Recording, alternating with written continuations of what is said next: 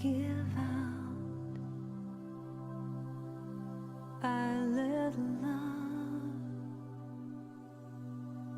I let go, I release, and I know I forgive, I receive, I can feel, I believe, I am healed, I am whole, I release, I know.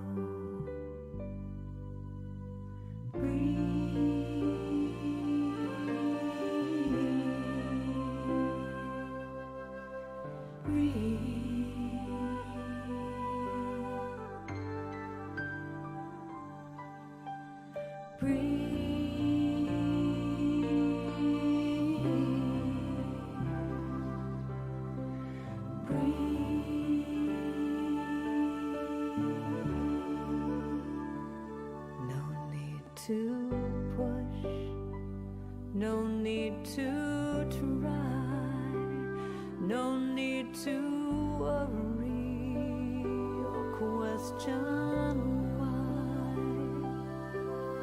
Surrender, let go,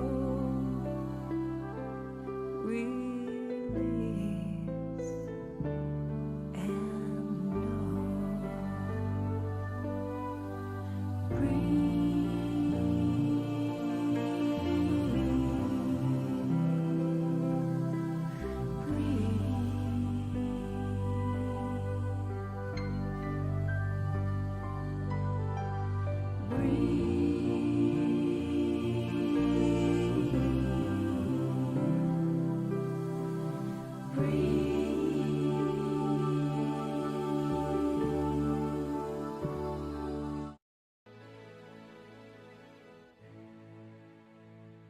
Thousands of years ago, the Buddha taught you are what you think. I am love. I am peace. I am joy. I am silly. I am powerful. So a modern philosopher coined the phrase that you are what you eat. I am organic vanilla ice cream. I'm chia seeds. I'm a good, strong cup of coffee in the morning. I am mac and cheese. Today, like millions of my human sisters and brothers on planet Earth, I'm becoming mindful about what I eat, what I think. But lately, I've been thinking about this. I watch what I eat, but do I watch what I watch? What about what I feed my mind, my heart, and my soul? At Conscious Good, we believe you are what you watch. you are what you watch. Anytime you watch something that causes your soul to hurt, there's an impact. So what's the answer? At Conscious Good, We think it's about feeding our minds. The same way that we feed our bodies. With nourishing choices. After all, if media can have a negative influence on behavior, it can also have a positive one. It's been proven that if we watch TV shows and videos about people helping others, Cooperating and being generous. It can actually influence us to be more altruistic and kind to one another. Talk about paying it forward. So next time you sit down to watch your comfort movie, Consider how you will feel afterwards. Will you be happy and energized? that's because maybe, just maybe, What you watch Read And listen to. matters. I am what I watch. So I watch what I watch.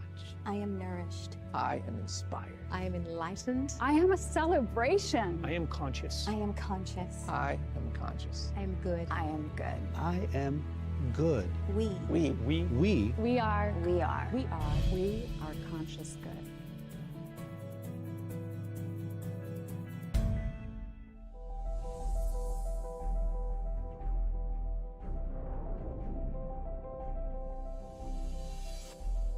Everyone wishes to live their best life.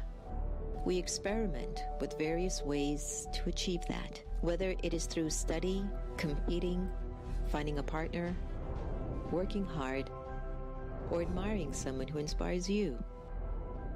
It is the quality of our inner being that does it all, or grapples with fulfilling life's calling. For the past 20 years, the Brahma Kumaris in Washington, D.C. has been a space for any and everyone to enter into and experience one's soul calling.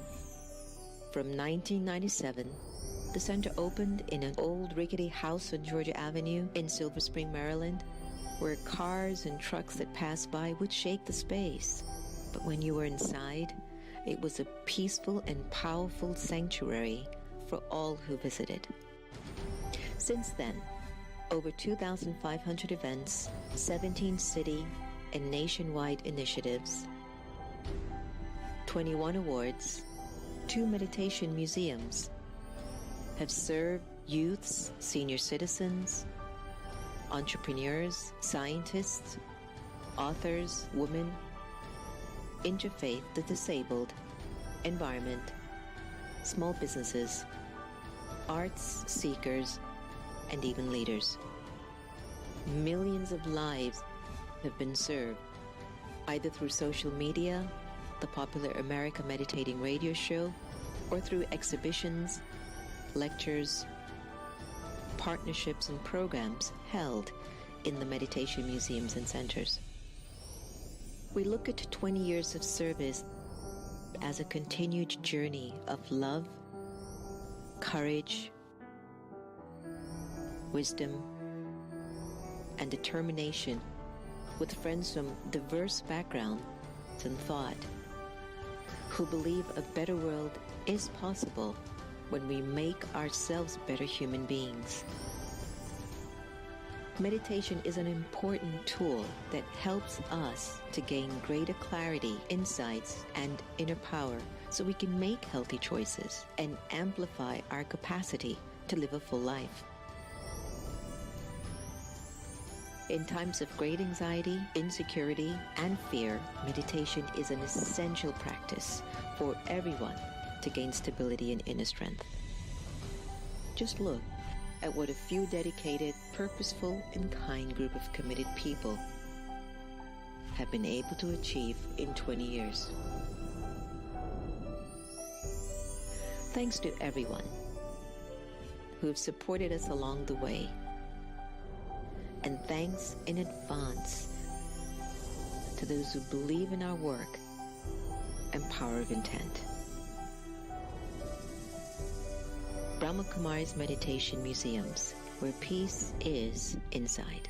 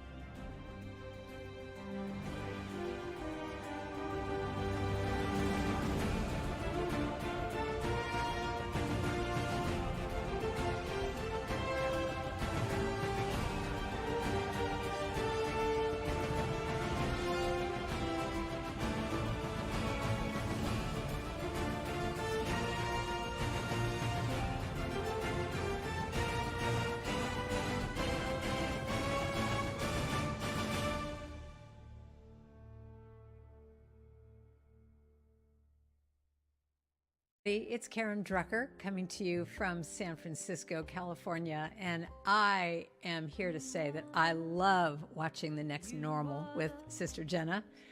I get transformed, I am inspired, it's deep, it's wise, it's wonderful, just like her. I hope you're watching it too.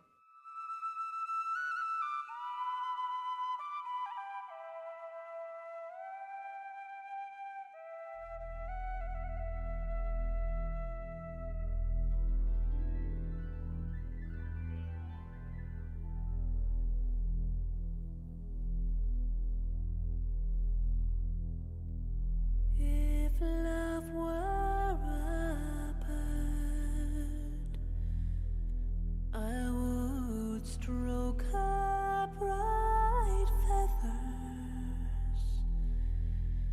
Then I'd watch her fly free, cross the still of the dawn. And if peace were a mountain,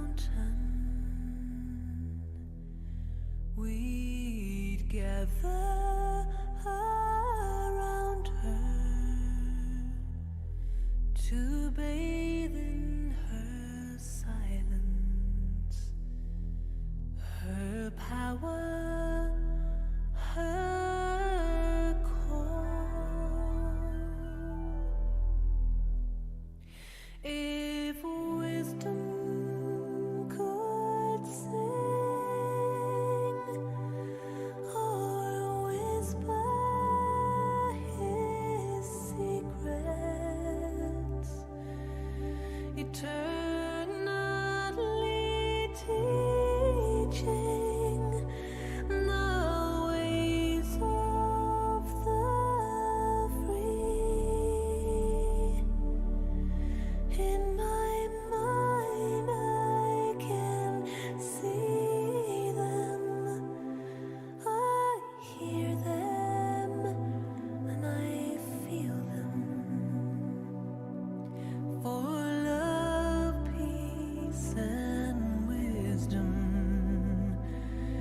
are all part of me. If love has her freedom and peace her expression, surely wisdom will grow like a flower in bloom. The seed has been planted and tended and watered by the prayers of the hopeful and the tears of the brave. We long to return to that place of still waters and sit on the banks under some shady tree. In my mind I can see it, I hear it, and I feel it. And love, peace, and wisdom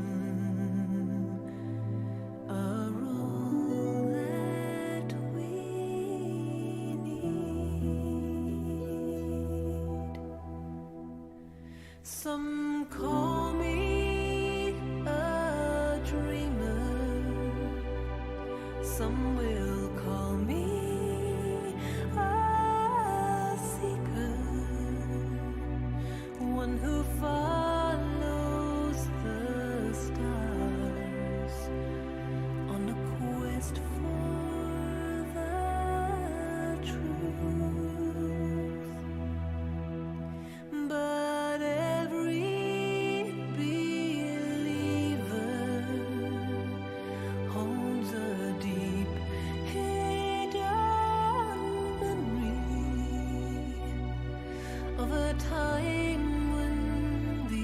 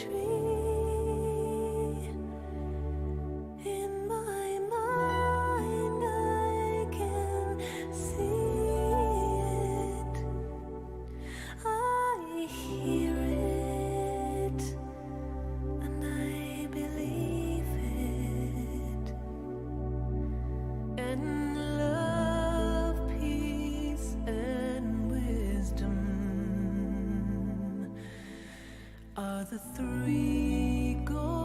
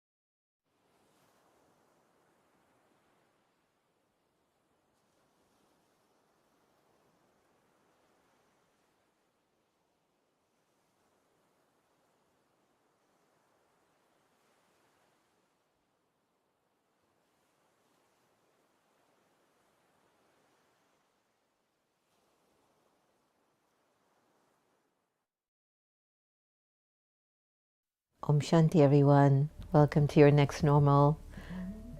It's always nice to start the show sometimes with such beautiful reflective music. Lucinda Drayton, please Google her. You'll get some beautiful music from her. Or she's also was known as Bliss. So some of our songs that we play actually come from her album. Proud to call her a friend and a very good friend of the Brahma Kumaris as well. All right, so I know everybody wants to know how Happy's doing. Let's show you a picture of her this morning. She had her surgery. Here she is. Oh. So she went under the knife at 11 o'clock today. And actually right before we came on, Dr.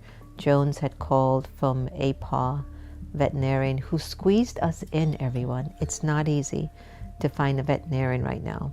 Good. So they were able to squeeze her in, and thanks to Reverend Sylvia Sumter who arranged this. Apparently Dr. Johnson, who is the main doctor there, and the other physicians, but Dr. Johnson is a member at Reverend Sylvia's church. So she reached out to her to see if she could do us a favor and squeeze Happy in. And a big shout out to our dear friend Portia, who was here, I think it was about a week ago, and Portia said after the show we should do a GoFundMe page for Happy. And sure enough, we put it together, and in 24 hours we were able to invite so many souls to perform good karmas for Happy's surgery to have taken place and for all of her medical expenses to be taken care of. So if you were one of those, thank you so much from the bottom of our hearts to yours for you to put Happy's smile back on. I'm pretty sure she'll be smiling tomorrow, day after tomorrow. So she will be back at Baba's house tomorrow, and she will be given painkillers, a special diet because she's a vegetarian diet. So the doctors are saying, well, I know she's a vegetarian, but let's just see if we can tweak that a little. And so I said, okay, let me know. And she'll be on the antibiotics. So I was telling Santosh and Lakshmi Ben, I can't believe like dogs go through the same things like humans. So it was a learning experience. And we had a very funny moment because Sister Gita was asking, where's Happy? I says, Happy's at the hospital and she's staying overnight. Sister Gita looked at me in amazement. How come Happy gets to go to the hospital and not me?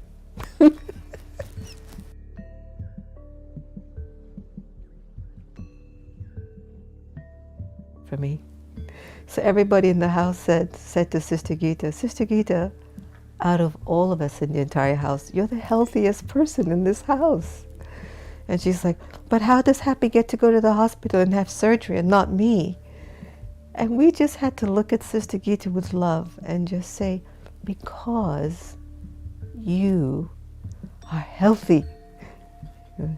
She's paused and then she's kind of walking away. She goes, they take Happy to hospital and they won't take me. I don't understand this. I was like, a day in the life on the Ponderosa, you know, it just continues, it continues. But anyway, our little angel is doing fine. The little angel is doing fine. Today I was so tired. After my treatment this morning, I came back and I was like telling Lakshmi Ben, I really need to rest. And this was the day I had back to back meetings. I mean, I just didn't have a moment to pause. I even, in order to spend time with Durga and Lakshmi, who were wrapping the Christmas gifts or the holiday gifts for everyone, I took my work outside to come and sit with them just so I could spend time with them, knowing that I would be on these meetings one after another today. And I was telling Lakshmi, drama is so interesting, you know? If it was yesterday, okay, I could have slept yesterday if I wanted to, as long as I wanted to. But why today? Why today? The body had to say, your cells need some rest. You have to rest these cells. It's not the soul. The soul is fine. And even right before coming on, I took a few minutes and I told Santosh, I just have to get into the energy of the soul, where my immortality is. And then I'll be back. So nobody knows what to expect in the drama, right? So today's topic is about overcoming anxiety and stress and even panic attacks. If you're somebody that has been challenged by that experience, I know it's uncomfortable. You know, anxiety for me is, I was sharing earlier, it's a conflict of my sanskaras. So my truth and my illusion are all erupted at the same time. And they're sending a signal to my mind, to my thinking capacity. And I don't know what to choose. I don't know what emotion to choose. I don't know what feeling to choose. I just know I'm anxious because I don't know. Right? So at a soul level, at a soul deeper level, in terms of whatever your recordings are within you, there are times that the conjecture, the intricacy, the tanglement, the entanglement of your life experiences all erupt at the same time. And it gives you that sense of anxiety. You know, when we're feeling the sense of the unknown, we live every day in the unknown. Nobody knows what tomorrow is going to hold. But yet, we talk about during the pandemic, there's such an anxiousness in the air because physically we don't know. But internally, if we consider ourselves as souls, we're going to always be fine. Always. Always. But it's just that I'm concerned, or I get anxious because I'm not sure about my financial situation, health situation, relationship situation. And so there's like, I can't see clear inside. I can't see clearly. You know, it's all crumbled up. And so the emotions that are coming up gets me very, very anxious. So that's one thing that I feel. When I look at stress, a lot of experts, doctors, people consider stress where we take on more than we can handle. And I'm sure that that's there too. And if you took a rubber band and you pulled it from one end to the other end, and you pull it as much as you can, eventually it's going to either break or it's going to give way. So where does that feeling come from when it comes onto our stress?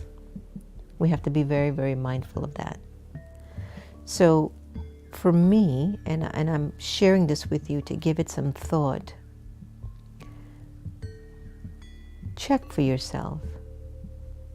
When you are most stressful, it's when you're not passionate or you're not feeling what you're doing. Like you would rather not be doing what you're doing.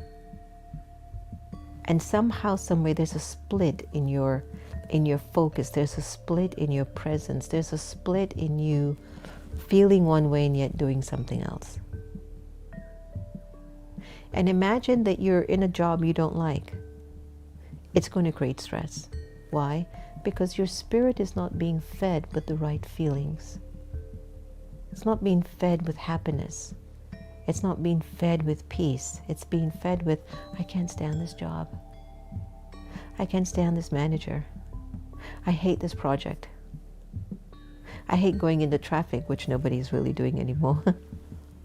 But it's those emotions that actually add to the stress factor.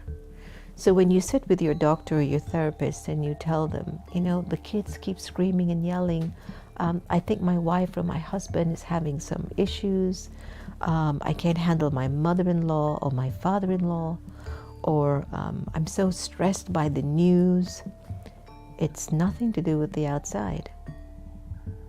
It's just that internally, you're not in that right place. Why should the kids that you love stress you out? It's because your soul is thinking, I'd rather be doing something else, not this. And if you keep creating that habit for a day, a week, a month, 6 years, 20 years, 30 years, you get used to being stressed out. You get used to not being present in whatever you're given to do. You get used to complaining, you get used to criticizing. You might even just get used to being so irritable and angry. Now, panic attacks, that's a completely different cup of tea. It has to do with some deep-rooted, unfinished issues, deep fears of some negative thoughts or wasteful thoughts over a long period of time, of thinking the worst is going to happen. And it never, usually 9 out of 10, it never does. It's something from the past. And it just won't let you go, and you keep triggering it again and again. And it's like you're watching this movie in your head, but in front of you, everything is heaven. And you're like, where am I? And that's why a person who is in that state of panic, when they keep thinking the worst is going to happen, the house is going to crumble, the car is going to do this is going to happen, that's all negative thinking patterns. And after a while, they start to affect the cells in your body.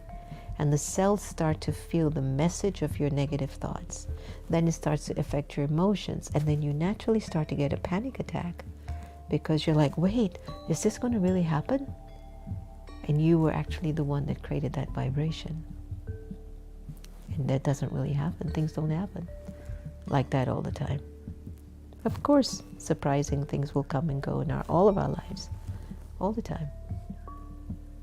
Anyway, I wanted to give you the soul aspect of overcoming anxiety, stress, and dealing with panic attacks. Because a lot of us, you can go to anything on Google, you can go to your therapist, you can go to your doctors, and they will tell you all the scientific, clinical things, which are absolutely true. In addition to that, though, what makes my soul feel the way that I'm feeling? That's what I wanted to share with you on this.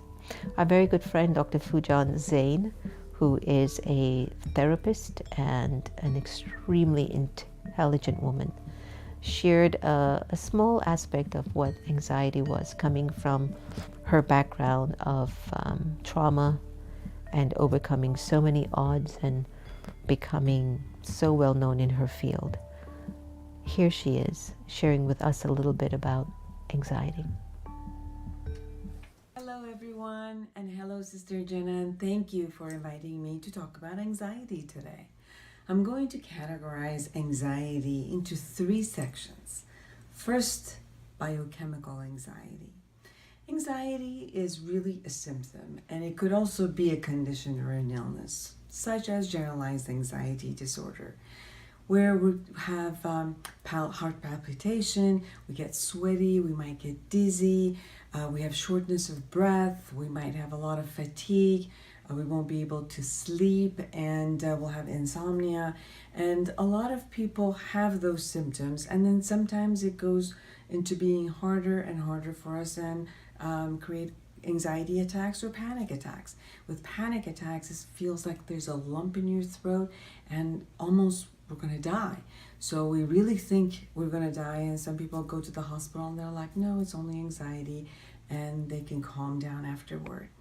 It would also lead to obsessive compulsive disorder, where you have obsessive thought, such as thinking that you haven't turned off the light or shut the door, and the compulsive behavior is to go repeatedly shut the lights and close the door and wash your hands, thinking that oh, it's going to be done, and then the thought comes back and says, no, it's not done yet. The compulsive behavior is to go complete it again, and that's what's called obsessive compulsive disorder. Anxiety is also underneath all of addictions, the chemical addictions to alcohol, gambling, and all of those, and eating disorders. Anorexia, when someone thinks that they are fat, and no matter how skinny they become, they still think that they're fat and they won't eat anything. Or bulimia, where they'll do binge eating and then they really have to purge. Those are all conditions that anxiety is part of and cause of. With most of these conditions, psychotherapy and medical management helps.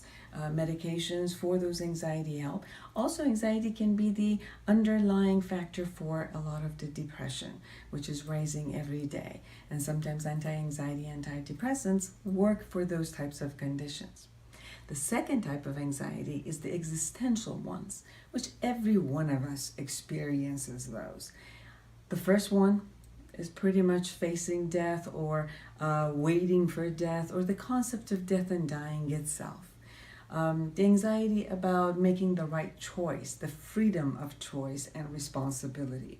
The anxiety over isolation and loneliness, meaningfulness of life and what makes meaningfulness for us.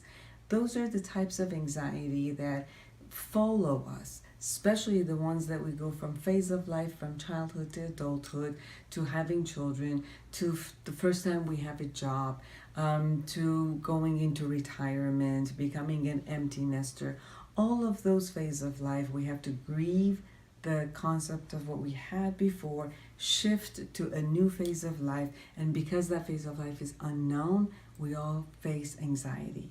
The concept of unknown produces anxiety for all of us. The feeling of out of control, which most of us have, the knowledge that we might be powerless and out of control with most aspects of life, creates an existential type of anxiety for all of us. This type of anxiety allows us to go through this phase and finally accept, because it happens to every single one of us. So the acceptance of the next phase of life and all of what I just said together calms us down and allows us to just live life and learn how to enjoy and manage life.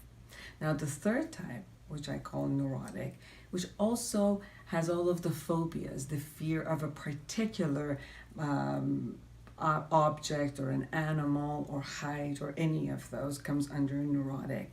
Most of the neurotic ones, such as social anxiety, social phobias, and just regular anxiety, is pretty much projecting something that is negative, a negative result in the future, into the future. So we have this picture of something disastrous happening, when in reality it hasn't happened.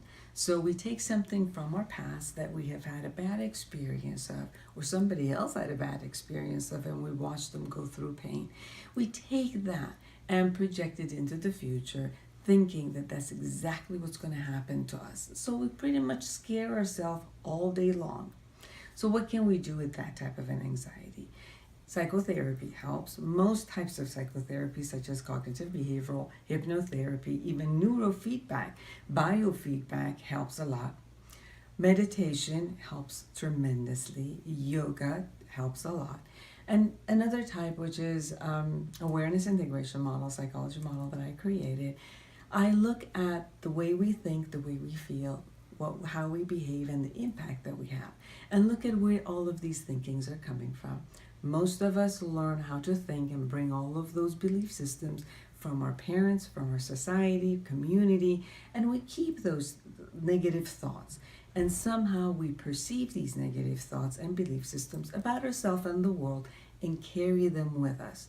So the best thing to do is to be able to reality check here and now, look at the present moment, and look at those thoughts that we've created. Are they useful? Are they workable? What thoughts can I create and have experience that have given me strength, that have given me good results? And I know that I can kind of hold on to them and utilize them as my strengths as I go forward.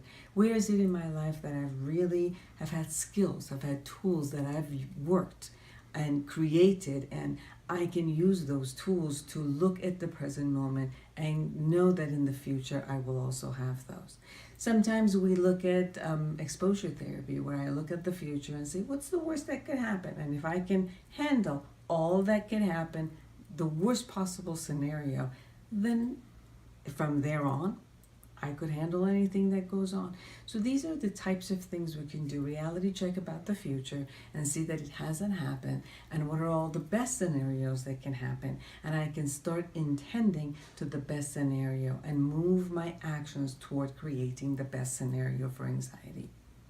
I hope that this has helped. Thank you for listening, and goodbye. Fujan, that was very sweet of you to have offered your gifts to us for our segment today. You see how informative that was? How many of you could check off all these various things? Sancho says, oh, I think I have that. Then we all looked at Sister Gita when they said, oh yeah, that's definitely her. And then we're like pointing fingers. I think we all have our moments. I mean, we all have our times when we just are out of whack, right? We're just not that connected like we're accustomed to being. So it's okay. Be gentle on yourself. I'll go online. As you all know, I told you I was feeling quite slow and easy today. So, Grace, nice to have you, and Asmita. Portia, it looks like all of you are having a wonderful conversation online during the show today. Alika, I'm so glad that when you came on, that you were able to really find that part of you, you know, the real you, that part that has the capacity to have God's light work through you.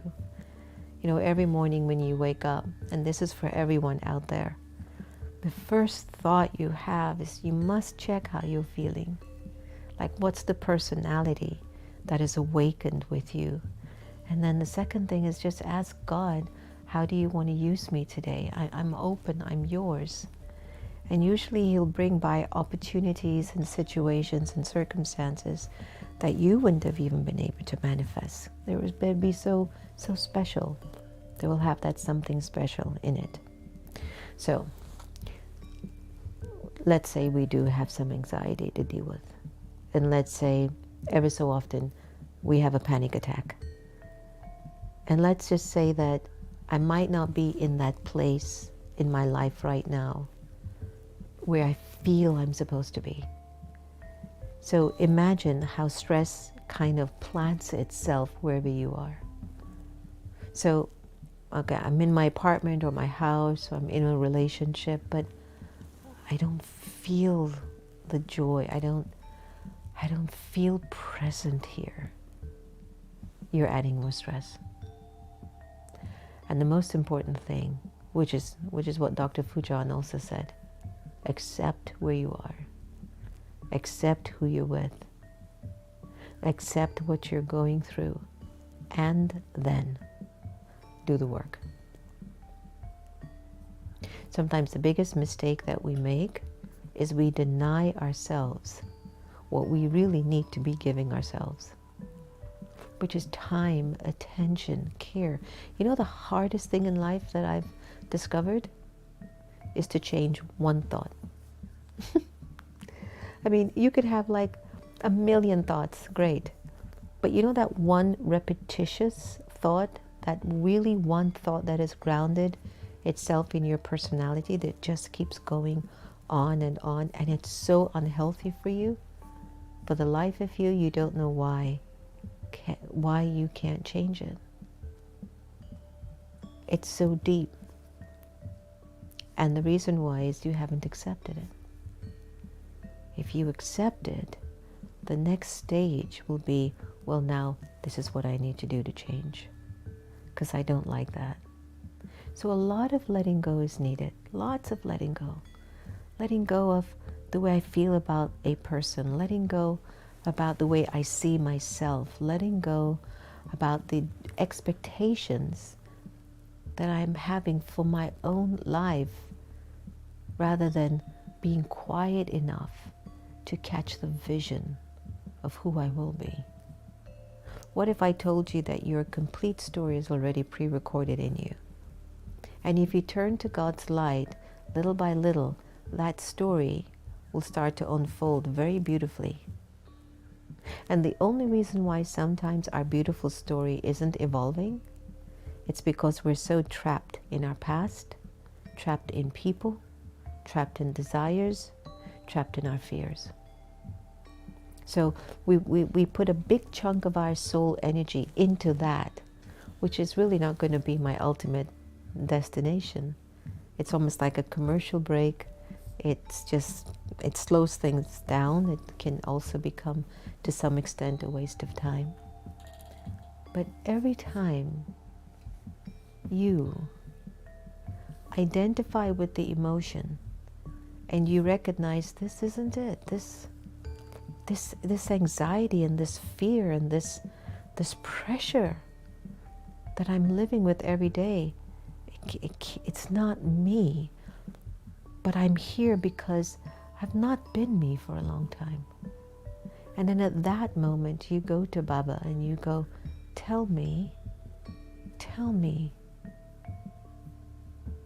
who am I? Where is it that I'm supposed to be here, inside myself? Let's do our letting go meditation and do some letting go tonight. Keep stripping a lot of these kind of limited belief systems and ways of seeing yourself, and just let go a little bit and take a breath. Just take a deep breath and be free for a little.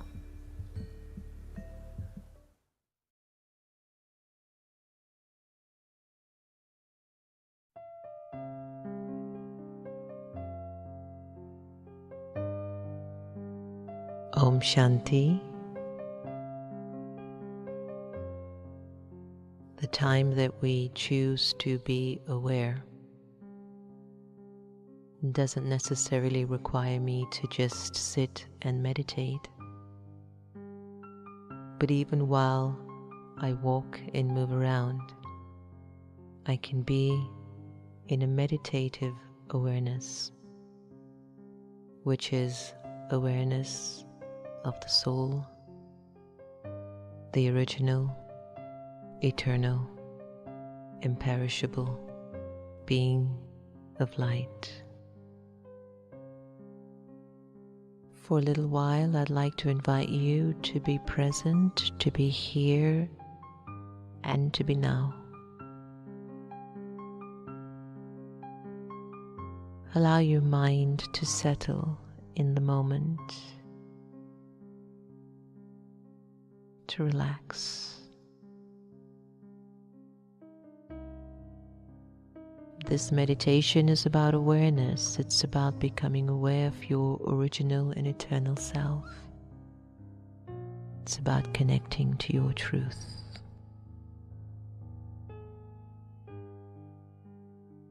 Let go of your name.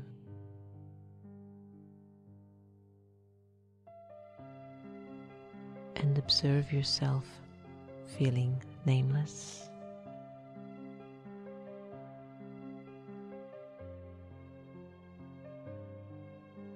Let go of your gender to discontinue thinking you're a man or a woman. Let it go and observe how you would feel walking around without a gender. Let go of the role that you play and let go of the titles that you own. Observe how you're feeling as you are gradually letting go.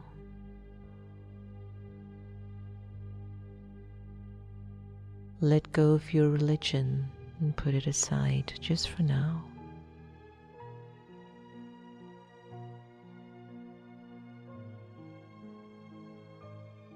And let go of your nationality and even the language that you're accustomed to.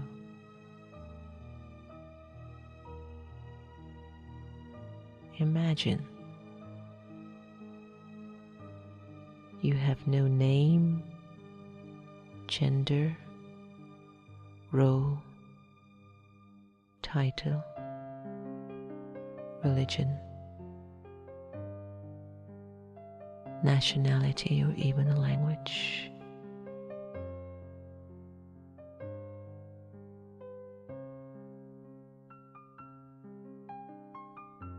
Ask yourself, how do you feel at this moment?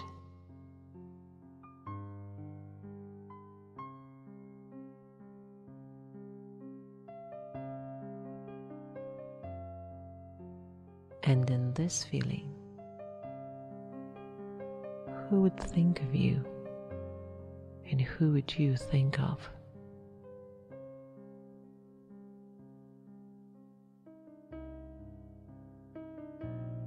The Supreme Soul would think of you, and you, the liberated soul, would think of the Supreme.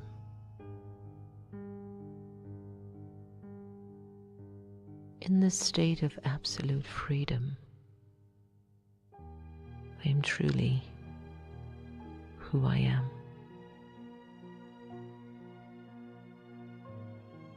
A free, peaceful, pure, immortal, and eternal soul.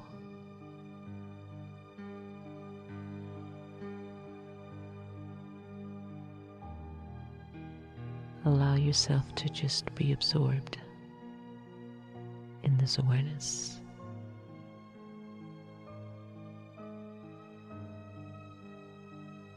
At this time,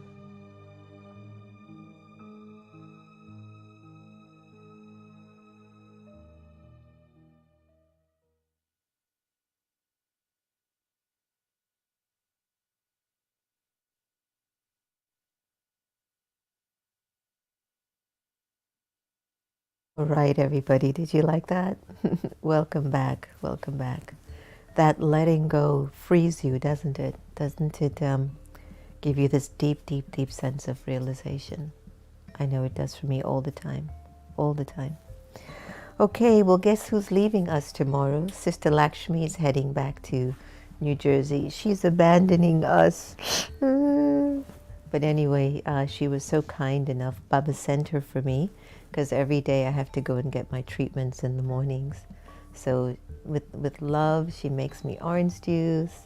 And then I sometimes sneak and I go, I can't drink any more orange juice. I just want my coffee. And she goes like, you should drink the orange juice, you know? And I'm like, okay, when I get back. Anyway, she's been a delight. I've been so good with not gaining any weight during the pandemic, but when she's here, forget it. So anyway, she wants to come and take her leave from everyone tonight. So come and say goodbye to the family. Everyone's going to miss you. Yeah? And you can share what you've been learning in this trip. Because every time Lakshmi comes, we end up having very, very good conversations. And anybody who's around me anyway for a long time, one of the things we do like to do is really talk about what are the shifts that are happening at our inner level. That's where most of our conversations are really based on. So what would you say is your takeaway on this trip? Not one thing, just a few things. And especially I'm so thankful to Baba and Sister Jenna. So much of churning and learning and witnessing for so many things while she was taking her treatment. How to really take it in positive way and take the benefit out of every single scene. That's, I witnessed that. I don't know why drama is helping me. Drama brought me here to learn all that, to witness for all those things. And another thing, I'm really going with so much enthusiasm. I really want to be really a good human being and good Baba's child. all this learning, that is the essence of that. I want to be really, because a few weeks ago, Sister Jenna was sharing that whatever I want to be, do good or do anything, first I have to make pure myself and available for God to work through me. So that touched me a lot deep within my heart. I'm just keep holding again and again, reminding myself that I want to be a really useful for God. So so that is my takeaway. And so many scenes I witnessed in the drama, learning and realizing all those. What about that one that we started this week about seeing each other? Yes, yeah. That's also, it's very, very helpful. On the dining table one day she was asking me what you want, what your efforts are, what you want to become. And I told her that I want to be really, karma yogi. That's what we use the terminology, like, in actions I want to be really be light and benevolent to everyone and connect to God. That's what karma yogi means. I really, because most of the time my energy goes while in the actions, so that's where really I want to focus. And so I told her that, and detachment, I'm practicing that this year. Observe everything, whatever every scene in the drama. Drama is really is shaping me. That is the intention I am holding even I'm here, observing the drama. Oh, through this person, through this son. But some of the times I forget and lose myself. But then I keep bringing that. No, I don't want to lose this opportunity. I don't want to lose this opportunity. So, and then when I shared her, so she said she remembered Baba, and she blessed me that I am that. Not I am practicing that. She said just vision about yourself. You are that. And then that's since that day, I'm really practicing. I'm being in that, not the practicing. It's been great, everyone, because what we're practicing is that I will look at her in that place. So it doesn't matter whatever she's doing, it's just I see her as that. So what that's doing is that the vibrations of purity of that vision on the person, you're infusing it in that person. So Lakshmi Ben had hers, we had one for Sister Geeta, we had one for Antonia. And the funny thing about Antonia's is even that night, she ended up entering into my dreams, and I actually saw her experiencing that. And it was that impactful. And Santosh as well, with the spiritual, with his one, which has been really wonderful. And instantly, it was like all of us would look at each other, like if we're talking to one another, then all of us would look at each other. Oh yeah, he's the one with spiritual intoxication. Yeah, brother, what was it that you wanted? So that vibration was actually supporting that soul and helping that soul to get out of any limitations that they might be holding for themselves. So we highly recommend that you try that with your family and friends as well. I think it'll be a wonderful Christmas gift, right? Yes. Well, I want to thank you always for coming to my rescue. Thank you. And thanks to Sister Dolly that also cooperates and makes it also easy. And thanks to Brother Ram, who also makes it easy, and definitely to Baba and Drama. It's my pleasure to be here always. There's so much learning and observing and a lot of joy and fun all together. Yeah. Not just one thing. It's a good balance. Yeah. So everybody, you have to say goodbye to Lakshmi. Thank you. Come back soon. Come back soon. Okay? Sure. Sure. All right, thank you. All right, so now that we've offered our well wishes and our love, and we've also offered some tips for how to overcome our anxieties and our little issues, we've also updated you on Happy's well-being.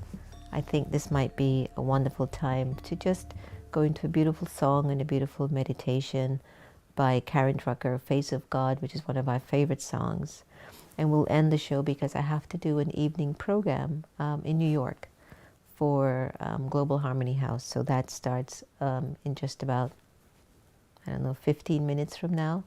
So just for us to be on time and to make sure I commit to my obligations, I might be signing off about 3 minutes earlier than I usually do.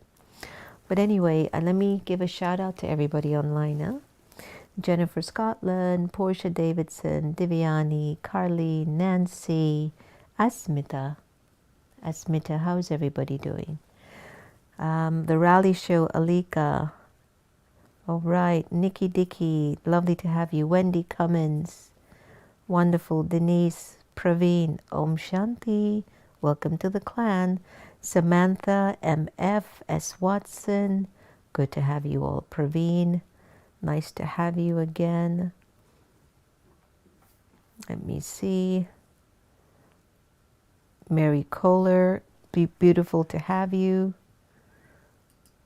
Grace, Ranju, so many of you.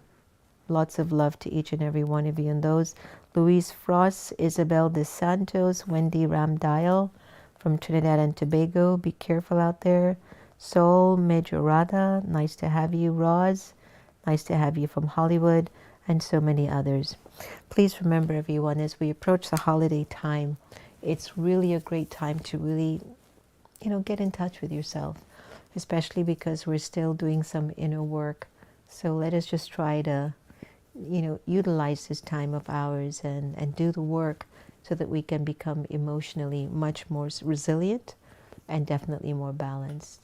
Thank you so much for joining us on The Next Normal, and we'll see you tomorrow. Have a wonderful evening. Stay warm, stay safe, stay loved. See you soon.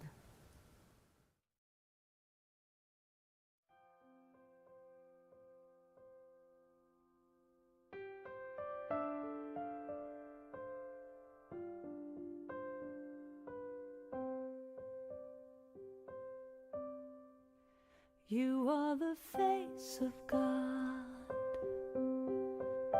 I hold you in my heart.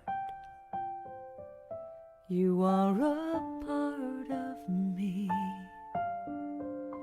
You are the face of God. You are the face of God. I hold you in my heart.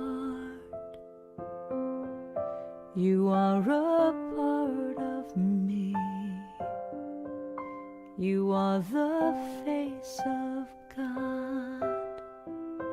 You are the face of God. Tu es l'image de Dieu. I hold you in my heart. Tu es l'image de l'amour. You are a part of me. You are the face of God. You are the face of God. Tu sei la luce di Dio. I hold you in my heart. Tu sei il volto dell'amore. You are a part of me. You are the face of God.